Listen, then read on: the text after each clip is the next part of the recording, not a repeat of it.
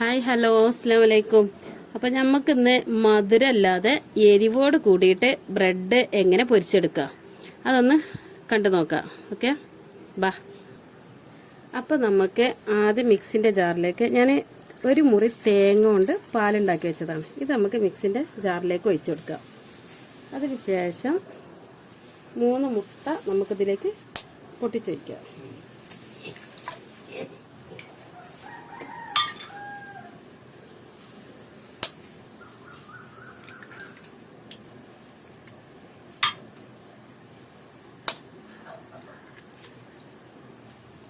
ശേഷം നമുക്ക് ഇതിലേക്ക് കുറച്ച് ഉപ്പിടാം. അപ്പോൾ ഈ തേങ്ങാപ്പാൽ ഞാൻ ഉണ്ടാക്കുമ്പോൾ ഇതിലോട്ട് ഞാൻ ഒരു 3 ഏലക്കായ ഇട്ട് കൊടുത്തിന് കേട്ടോ. അപ്പോൾ ഒരു എന്താ പറയുക, പ്രത്യേക ടേസ്റ്റ് ഉണ്ടാവും. ഏലക്കായ ഇല്ലാത്തൊരു പരിപാടി ഇല്ലല്ലോ അല്ലേ. എന്തിലേക്കും നമ്മൾക്ക് ഏലക്കായ വേണമല്ലോ. അപ്പോൾ ഇനി ഇതിലേക്ക് വേണ്ടത് എന്താ, ഒരു 1.5 സ്പൂണ് മുളക് പൊടി. നമുക്ക് വേണ്ടത് കുറച്ച് ഗരം മസാല. ഇനി ഇത് നമുക്കൊന്ന് അടിച്ചെടുത്തിട്ട് വരാം. അപ്പം നമുക്ക് ഇത് അരച്ചെടുത്ത് ഇതൊരു ബൗളിലേക്ക് ഒഴിക്കാം. ഇനി നമുക്കിതിലേക്ക് വേണ്ടത് കുറച്ച് മല്ലിയില. ഇത് നമുക്ക് നന്നായിട്ടൊന്ന് ഇളക്കി യോജിപ്പിച്ചിട്ടെടുക്കാം. ഇനി നമുക്ക് ഈ ബ്രെഡിൽ മുക്കിയിട്ട് ഇതൊന്ന് പൊരിച്ചെടുക്കാം. സ്റ്റൗ ഓൺ ചെയ്യാം.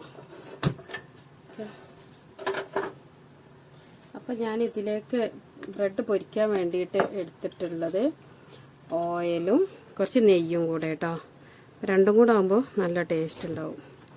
ചട്ടി ഒന്ന് ചൂടാവട്ടെ കേട്ടോ.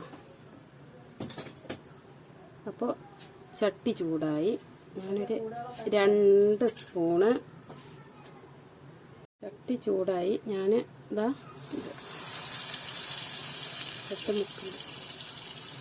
ബ്രെഡ് ഇങ്ങനെ മുക്കിയിട്ട് ഇതിലോട്ട് വെച്ച് കൊടുക്കുന്നുണ്ട്.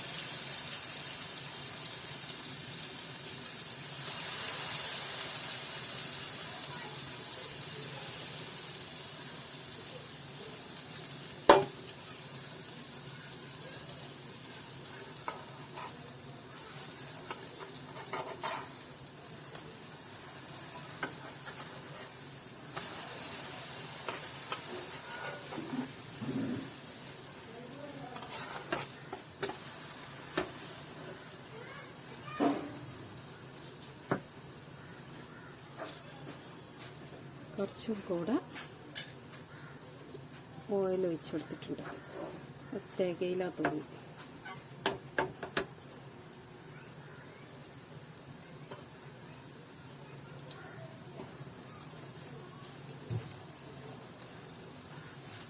ഞാൻ ഹൈ ഫ്ലെയിമിലല്ല ഇട്ടിട്ടുണ്ട്, ലോ ഫ്ലെയിമിലാണ്. എല്ലാം ഞാൻ വേവൂല, പെട്ടെന്ന് കരിഞ്ഞു പോകും.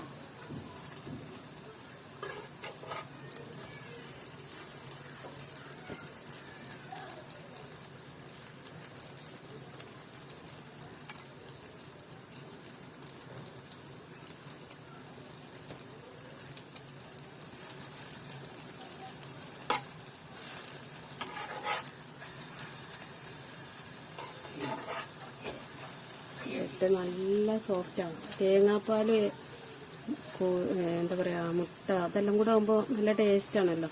അതുപോലെ തന്നെ ഇതിൽ മുക്കി പൊരിക്കുമ്പോൾ ഈ ബ്രെഡ് വളരെ സോഫ്റ്റായിട്ടാണ് കിട്ടുന്നത്. അതുപോലെ തന്നെ നല്ല ടേസ്റ്റുമാണ്. പിന്നെ ചിലർക്ക് മധുരം ഇഷ്ടപ്പെടില്ലല്ലോ, അങ്ങനെയുള്ളവർക്കൊക്കെ വളരെ ഇഷ്ടപ്പെടും. അതാ 3 പൊരിച്ചെടുത്ത് ബാക്കിയും കൂടെ പൊരിച്ചെടുത്തിട്ട് വരാം കേട്ടോ. ഇതാ കണ്ടല്ലോ, നല്ല ടേസ്റ്റ് ഉണ്ട് കഴിക്കാൻ. പിന്നെ നല്ല സോഫ്റ്റുമാണ്, നല്ല ടേസ്റ്റുമാണ്. കണ്ടില്ലേ, അടിപൊളിയാണ്. ഒന്നുണ്ടാക്കി നോക്കിയിട്ട് പറയണം കേട്ടോ. ഓക്കെ, അപ്പോൾ ഇനി വീണ്ടും ഒരു വീഡിയോ ആയിട്ട് ഞാൻ വരാം.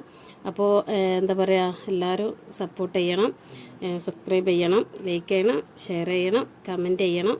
അപ്പോൾ നിങ്ങളൊക്കെ സപ്പോർട്ട് വേണം എനിക്ക്, അത് ഞാൻ പ്രതീക്ഷിക്കുന്നുണ്ട്. ഇൻഷാ അല്ലാഹ് നമുക്ക് വീണ്ടും കാണാം.